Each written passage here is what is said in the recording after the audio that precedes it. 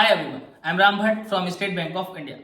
इस वीडियो में हम LIC डबल AO के नोटिफिकेशन पर डिस्कस करने वाले हैं, तो बहुत ही ध्यान से समझिए क्योंकि ये वीडियो आप लोग के लिए बहुत ज्यादा इंपॉर्टेंट होने वाली है। सबसे पहले हम इसकी वैकेंसीज पर डिस्कस करेंगे कि कितनी वैकेंसीज आई हैं। तो जैसा कि आप सबको पता है, बहुत ही कम वैकेंसी आई है, जो कि है 300। ऑल ओवर इंडिया में मात्र आपकी 300 वैकेंसी है, बहुत ही कम है। अब बहुत सारे लोग परेशान हैं कि सर हम इस फॉर्म को अप्लाई करें या ना करें। तो मैं इसको दो टाइप के एस्पिरेंट में डाइवर्सिफाई करूंगा। सबसे पहले टाइप के वो लोग जिनका प्रीवियस ईयर में कोई भी प्रीलिम्स एग्जामिनेशन नहीं क्लियर हुआ है और जिनको पैसों की व्यवस्था करने में प्रॉब्लम होती है। क्योंकि अगर मैं फीस की बात करूं तो जनरल ओबीसी की फीस 700 है, जो कि एक अच्छा खासा अमाउंट है किसी भी बैंक के एक एग्जामिनेशन के लिए। तो अगर आप एक ऐसे एस्पिरेंट हो जिनका पिछले साल तैयारी में थे लेकिन वो कोई भी प्रीलिम्स एग्जामिनेशन नहीं क्लियर कर पाए और किसी भी मेंस एग्जामिनेशन में नहीं बैठे और उनको पैसे की अरेंजमेंट करने में प्रॉब्लम होती है, तो वो इस फॉर्म को स्किप करेंगे। मैं आप सबके लिए कहना चाहूंगा कि अभी बहुत सारे नोटिफिकेशन देखने को मिलेंगे।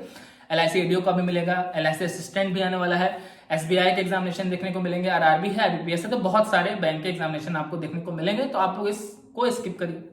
अब दूसरे टाइप के वो लोग जिन्होंने पिछली बार एक भी मेंस का पेपर बनाया हुआ है, यानी उनका प्रीलिम्स एग्जामिनेशन एक आध क्लियर हुआ था, मेंस एग्जामिनेशन में वो बैठे हैं, हालांकि कुछ नंबर से उनका नहीं रुक पाया है और पैसे वो अगर अरेंज कर सकते हैं 700 रुपए जनरल ओबीसी के कैंडिडेट, तो वो इस फॉर्म को अप्लाई कर दें। और मैं आपसे एक चीज कहना चाहूंगा कि आप हर बॉल पे 6 मारो, ये जरूरी नहीं होता। बहुत सारे लोग ये कहते हैं कि सर मैं इस एग्जाम की प्रिपरेशन कर रहा हूँ, तैयारी कर रहा हूँ और अगर मैंने 700 रुपए लगाया और मेरा क्योंकि वैकेंसी बहुत कम है तो मेरा नहीं निकला तो मेरा पैसा डूब जाएगा। मैं आपसे कहना चाहूंगा कि एज एन एस्पिरेंट हम लोग सारे एग्जामिनेशन की प्रिपरेशन करते हैं। ऐसा नहीं कि अगर हम सिर्फ और सिर्फ RRB की प्रिपरेशन कर रहे हैं तो हम SBI का फॉर्म नहीं फिल करते हैं, फिल हम सारा करते हैं। अब उसमें से कौन सा एग्जामिनेशन हमारा क्लियर होता है ये तो वक्त बताता है। तो मेरे हिसाब से जो भी ऐसे बच्चे हैं जिनका पिछली बार प्रीलिम्स का एग्जामिनेशन एक भी क्लियर हुआ था, वो इस फॉर्म को अप्लाई कर दें। क्या हुआ, 300 वैकेंसी है फिलहाल के लिए, इसको हम अपने माइंड से हटाते हैं। हमको सिर्फ ये समझना है कि भाई हमको प्रिपरेशन के पर्पज से जाना है, क्लियर करने के पर्पज से अभी जाना नहीं। हम अपनी तैयारी अच्छी कर रहे हैं। हम LIC डबल AO की तैयारी करके ADO, असिस्टेंट, SBI, RRB सारे एग्जामिनेशन की प्रिपरेशन करेंगे। अगर ये माइंडसेट लेके चलते हो तो बहुत अच्छा रहेगा आपको। अब मैं बात करूंगा कि भाई कितनी वैकेंसीज कहां कहां आई हैं और थोड़ा इसके नोटिफिकेशन पर डिस्कशन कर लेते हैं। हालांकि आप लोग को पता है, और मैं चीज मैं आप लोग से कह दूं, जिनको डायरेक्ट स्ट्रेटेजी पे जाना है वो मेरा 6-7 मिनट वीडियो हम नोटिफिकेशन पे डिस्कस करेंगे, वो स्किप कर सकते हैं, सीधे स्ट्रेटेजी वाले पोर्शन पे चले जाइए जो कि आगे 7वें-8वें मिनट में आपको मिलेगा। वैकेंसी की अगर बात करें हम तो 300 वैकेंसी आपके ऑल ओवर इंडिया में है, जिसमें से SC की 50 है, ST की 27 है, OBC की 84 है, EWS की 27 है और UR की यानी जनरल की 112 है। टोटल वैकेंसी आपकी 300 है। अब अगर मैं प्रीवियस ईयर की बात करूं तो हमारा ये LIC डबल AO का नोटिफिकेशन 2019 में आया था, उसमें भी अप्रॉक्स 600 से 700 के करीब टोटल वैकेंसी थी, जिसमें जनरल की वैकेंसी 300 के करीब थी, जनरलिस्ट की वैकेंसी। तो अब यहाँ LIC की डबल AO के पोस्ट से हम 2000, 2500 या 3000 वैकेंसी की उम्मीद तो कर भी नहीं सकते हैं, लेकिन अगर इतनी वैकेंसी आई है तो हम ये मान के चलेंगे कि हम इसमें फाइट करेंगे। इसलिए फाइट करेंगे क्योंकि बहुत सारे कैंडिडेट सिर्फ और सिर्फ इसकी वैकेंसी देख के ही इस फॉर्म को नहीं अप्लाई करेंगे। बात को समझ रहे हैं? इससे क्या होता है कि कभी कभार बहुत सारे बच्चे ऐसे भी होते हैं जिनकी तैयारी अच्छी होती है लेकिन वैकेंसी बहुत कम होती है, तो वो ये सोच के फॉर्म को अप्लाई नहीं करते कि हमारी तैयारी अच्छी नहीं है, हम इसको क्लियर नहीं कर पाए। तो इस चक्कर में इसमें पहली बात तो एप्लीकेशंस कम आएंगे अकॉर्डिंग टू मी, इसलिए आप लोग इस फॉर्म को अप्लाई करें अगर आप लोग के पास पैसे का अरेंजमेंट हो जाता है और प्रीवियस ईयर आपने कोई ना कोई प्रीलिम्स एग्जामिनेशन क्लियर किया है। अब अगर मैं बात करूं इसके पैटर्न की, तो प्रीलिम्स होगा, मेंस होगा, मेंस में आप डिस्क्रिप्टिव भी बनाएंगे और उसके बाद आप इंटरव्यू के लिए जाएंगे। अब अगर प्रीलिम्स की बात करें तो इसमें 3 पोर्शन आने वाले हैं, जैसा कि आपके बैंकिंग एग्जामिनेशन में आता है सारे प्रीलिम्स में, रीजनिंग, क्वांटिटेटिव एप्टीट्यूड और English language. Reasoning 35 question 35 number के, मैथमेटिक्स आपका 35 क्वेश्चन 35 नंबर का, देन इंग्लिश लैंग्वेज आपका 30 नंबर 30 क्वेश्चन का। ओवरऑल आपके 100 क्वेश्चन 100 नंबर के रहेंगे और आपको 60 मिनट का टाइम दिया जाएगा, जिसमें कि 20 मिनट आपको सेपरेट टाइम दिए जाएंगे। अब अगर मैं इसमें बात करूं तो इसमें एक चीज एडिशनल है, वो ये है कि इसमें मिनिमम क्वालिफाइंग मार्क्स है, यानी रीजनिंग एबिलिटी में आपको मिनिमम 18 नंबर लाना ही लाना है जनरल ओबीसी की बात करें तो, और SC ST को 16 लाना है।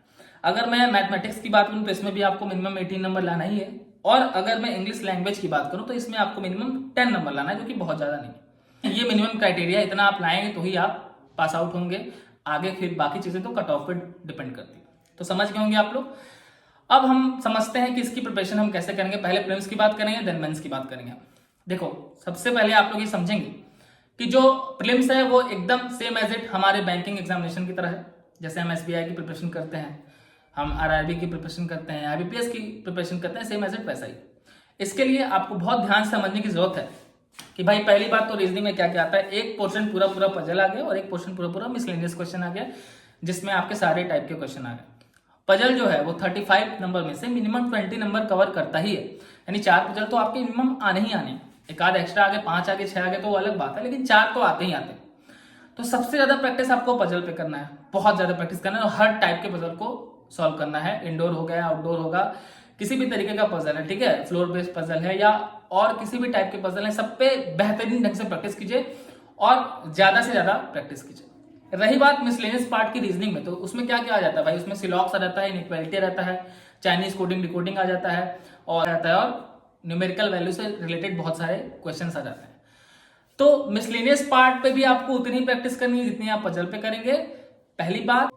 और रीजनिंग को स्ट्रॉन्ग करने का एक तरीका यह है कि जितना ज्यादा आप मॉक टेस्ट देंगे उतना ही ज्यादा आपका रीजनिंग डेवलप होगा, क्योंकि प्रैक्टिस जितना आप करोगे, रीजनिंग क्या है, पूरा पूरा प्रैक्टिस पर डिपेंड है, रीजनिंग और मैथमेटिक्स दोनों। जितना ज्यादा आप प्रैक्टिस करोगे उतना ही ज्यादा आपके लिए अच्छा रहेगा।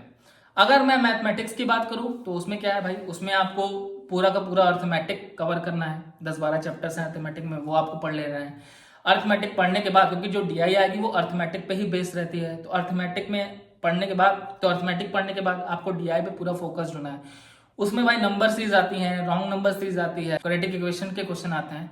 तो सेम एज इट जैसे आप बैंक के एग्जामिनेशन की प्रिपरेशन कर रहे हो वैसा ही आपको मैथ्स में करना है। कैलकुलेशन पे ध्यान देना है, आपका मल्टीप्लिकेशन डिवीजन पे ध्यान देना है, टेबल्स पे ध्यान देना है, स्क्वायर पे, क्यूब रूट पे अगर आप ध्यान देते हो तो वो आपके लिए बहुत ज्यादा फायदेमंद होने वाला है।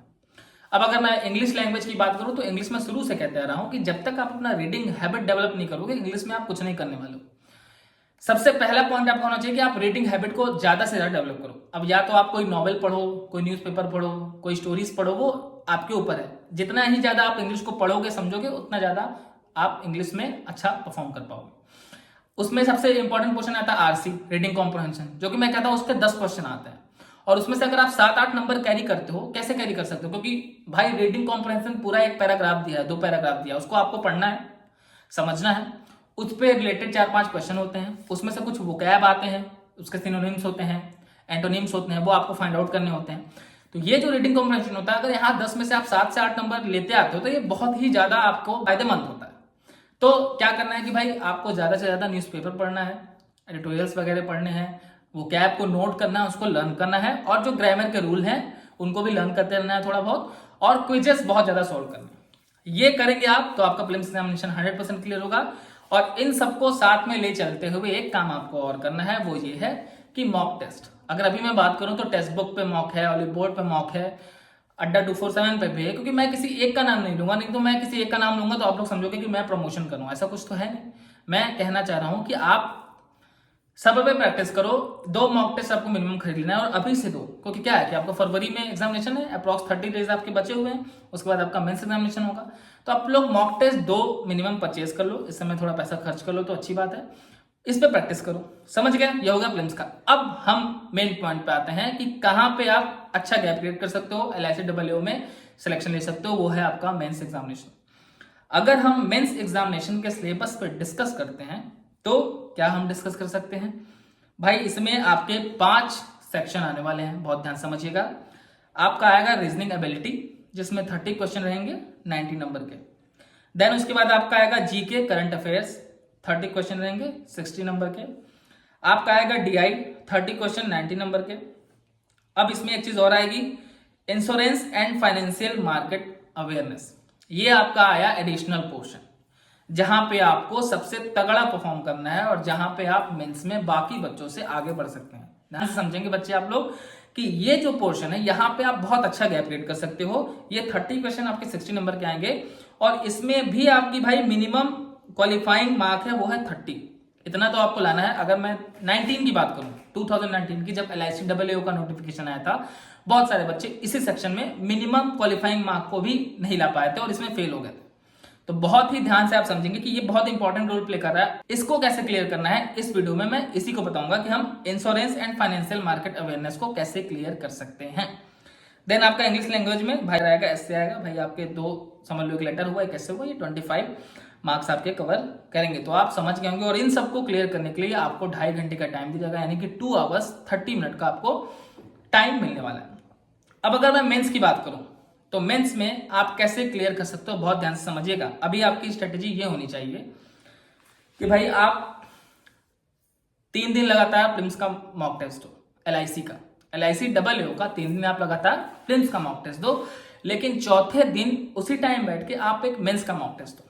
बहुत ध्यान समझिएगा, जो LIC डबल AO में सिलेक्शन चाहते हैं, इवन ADO में चाहते हैं, या LIC असिस्टेंट का आगे नोटिफिकेशन देखने को मिलेगा, अगर उसमें चाहते हैं तो मेरे हिसाब से अभी आप क्या करोगे भाई, प्रीलिम्स का मॉक टेस्ट तो आप दोगे, लेकिन हर तीसरे दिन आप एक मेंस का मॉक टेस्ट जरूर दोगे। जिसने ये स्ट्रेटेजी फॉलो कर ली उसको कोई रोक ही नहीं सकता। मेरी बात आप समझ सकते हैं कि प्रीलिम्स देना है, मेंस देना है।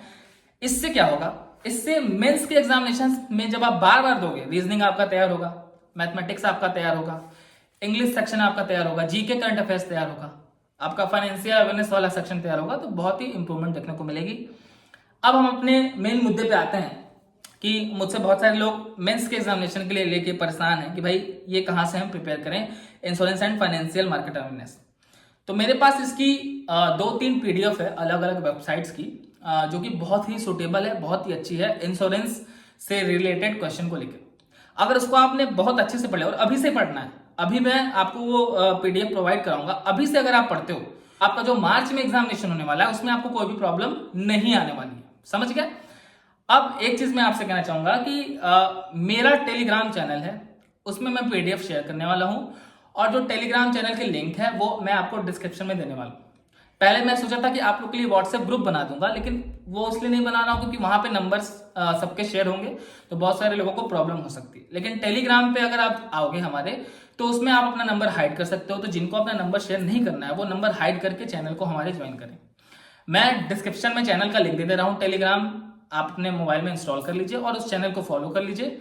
उस चैनल पे जितने लोग जुड़ते रहेंगे मैं PDF को शेयर करते रहूंगा, और ये बहुत ही इंपॉर्टेंट PDF है। अगर आप इसको पढ़ते हो तो आपका मेंस एग्जामिनेशन आराम से बहुत प्यार से क्लियर होगा और आपको किसी भी तरीके की कोई प्रॉब्लम नहीं होगी। और इस सेक्शन में अगर आप अच्छा नंबर लाते हो इंश्योरेंस एंड फाइनेंशियल अवेयरनेस वाले में, तो आप बहुत ही अच्छा परफॉर्म करोगे और बाकी बहुत सारे एस्पिरेंट्स आप बहुत आगे आ जाओगे। समझ गए?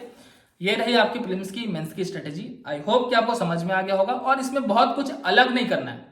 जैसे क्या है कि बैंकिंग एग्जामिनेशन से आपको अलग कुछ बहुत नहीं करना है कि भाई LIC के लिए हम अलग करें, कुछ नहीं। जैसे आप SBI की तैयारी कर रहे थे, जैसे आप RRB की प्रिपरेशन कर रहे थे, जैसे आप IBS की प्रिपरेशन कर रहे थे, सेम एज इट आपको वही करना है।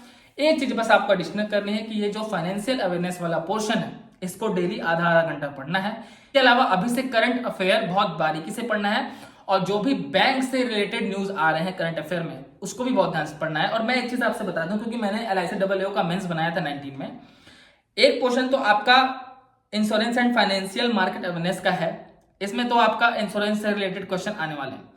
लेकिन आपको जान के हैरानी होगी कि इसमें जो जनरल नॉलेज और करंट अफेयर्स का क्वेश्चन है, ये भी जो 30 क्वेश्चन है, इसमें से भी आपको 10-12 क्वेश्चन इंश्योरेंस के ही मिल जाएंगे।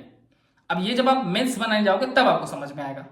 और बहुत सारे लोग जो करंट अफेयर 6 महीने का बहुत ज्यादा रट के आए हैं वो LIC डबल AO में अच्छा परफॉर्म नहीं कर पाएंगे। समझ के बात को?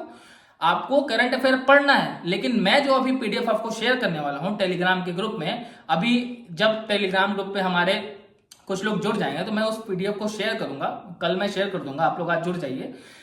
उसके बाद वो जो चीज अगर आप पढ़ोगे तो वो आपका 2 पोर्शन क्लियर कराएगा। एक तो मेंस में आपका जनरल नॉलेज का भी पोर्शन क्लियर होगा, और दूसरा आपका जो इंश्योरेंस का पोर्शन है वो भी बहुत बेहतरीन ढंग से क्लियर होगा। तो आई होप कि आप लोगों को समझ में आ गया होगा कि प्रीलिम्स कैसे क्लियर करना है, मेंस कैसे क्लियर करना है। प्रिपरेशन बहुत अच्छे से करते रहिए। इसके अलावा मैंने अपने चैनल पे रीजनिंग के, मैथमेटिक्स के अलग अलग वीडियो सेक्शन वाइज इंग्लिश के भी डाल रखे हैं, उसको भी मैं डिस्क्रिप्शन में दे दे रहा हूँ। जिनको प्रॉब्लम है, जो पहली बार जुड़ रहे हैं, वो जाए वहां देखें। और जो भी LIC डबल AO, ADO और LIC असिस्टेंट की प्रिपरेशन करना चाहते हैं, ये वीडियोस उन तक पहुंचाइए, उनको शेयर कीजिए ताकि वो भी तैयारी कर सकें। आपके दोस्त हो सकते हैं, आपके मित्र हो सकते हैं, हाँ आपके कॉम्पिटिटर भी हो सकते हैं, उनको शेयर कीजिए, बताइए कि ऐसे ऐसे करके हम प्रिपरेशन कर सकते हैं। तो चलिए, आई होप कि आपको समझ में आ गया होगा, क्योंकि वीडियो बहुत ज्यादा लंबा हो रहा है और मुझे पता है कि आप लोग का टाइम बहुत वैल्यूएबल है, इसलिए वीडियो को यहाँ रोकते हैं, बंद करते हैं। और अगर कोई डाउट होगा तो कमेंट करिए, कोई भी जेन्युइन कमेंट होगा मैं उस पर रिप्लाई करने की कोशिश करूंगा। और हाँ, जिनको PDF चाहिए टेलीग्राम का लिंक दे दिया है, उस पर जाइए, जुड़ जाइए, ऐड हो जाइए। ठीक है, चलिए, ऑल द बेस्ट।